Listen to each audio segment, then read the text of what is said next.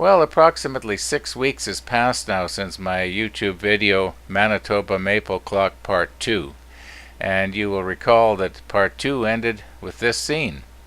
And these boards, I put them in the car on warm days and they dried out pretty good.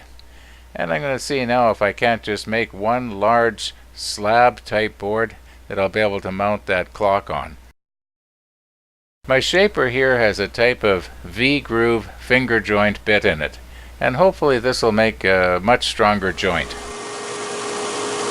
I've already passed these 6 boards through the thickness planer, and I've taken them down to maybe a little more than 5/8 of an inch thick. These 2 boards here are actually the best ones, and even here I had to cut away quite a bit of the board to get down to the usable material. I've got these 4 boards all put through the shaper now, and it's got those V-grooves on the edges, and it's going to be really interesting to see what this combination of boards is going to look like once it's all sanded smooth and varnished. Okay, the clamps are off now, and as you can see there's quite a bit of glue squeezed out of those joints, and that's going to play havoc with my sandpaper. Now this piece is going to be a lot narrower than what you see here once it's hanging up on the wall, so I'm just trimming it down here.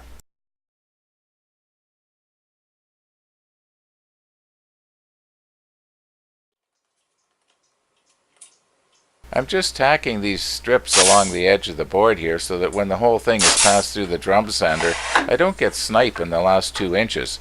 The snipe will occur on the strips, not on the main board. A couple of weeks ago I had changed the belting on my drum sander, and I saved the old belting thinking that possibly I'm going to be doing something in the future that's going to have a lot of glue in it, like today. So I'm really glad that I've saved this belting. May as well get the glue in the old belting, not the new. I've passed this piece now through the drum sander 6 or 7 times, and this is the final pass. The conveyor is running at its slowest speed. Reason for that is so that the drum sander will do the smoothest, finest job possible. That is with the 120 grit sandpaper that's in there. And we'll just see how this comes out.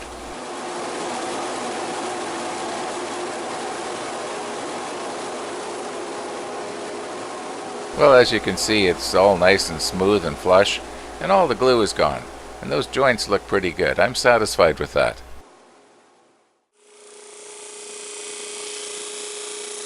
I've pretty well settled on the shape that it's going to be, and as you can see it's going to be rounded top and bottom.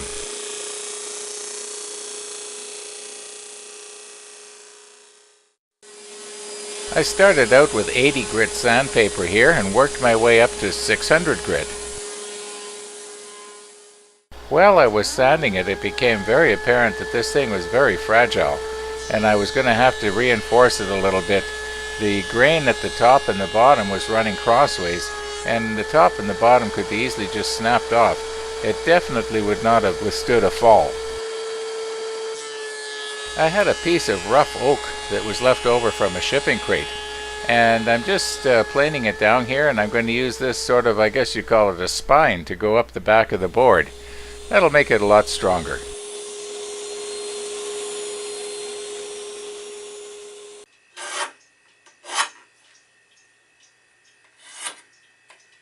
You're going to notice that I'm going to use time-lapse photography quite a bit for the rest of this video. It'll help make a long, tedious video a short, tedious video.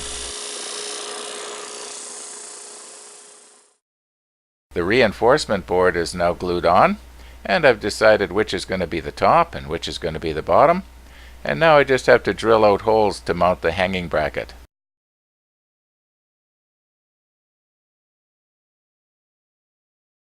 There we are, the hanging bracket's in place, and it almost looks professional.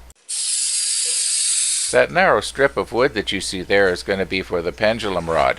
That's also made out of this Manitoba maple. I'm trying to do everything I possibly can using this Manitoba maple, except for that piece of oak that you see there. I'm really not a big fan of spraying. However, being as that I want the front of this thing to have a mirror-like finish, I may as well spray the whole thing.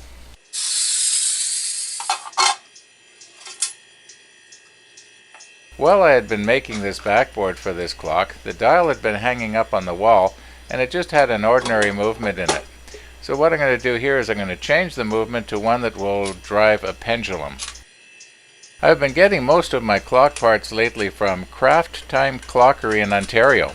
They've given me just super mail order service.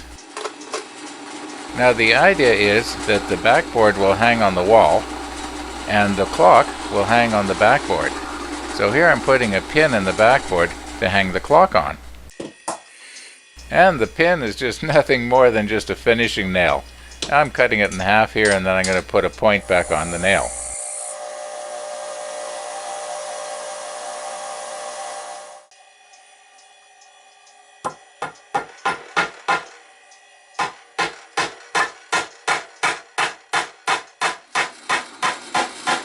I found that the dial wasn't hanging perfectly parallel to the backboard, so I'm going to have to put in a couple of little pegs on the bottom of the dial just to hold it out, so that it's nice and straight.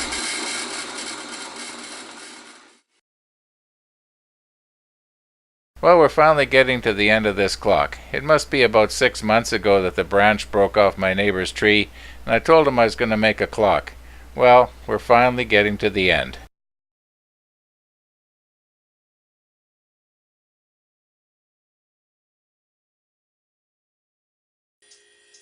And I wouldn't want to put a dead battery in a new clock. Well, here it is, hanging up on my neighbor's wall. And it sure doesn't look anything like that branch that broke off the Manitoba maple tree last fall, does it?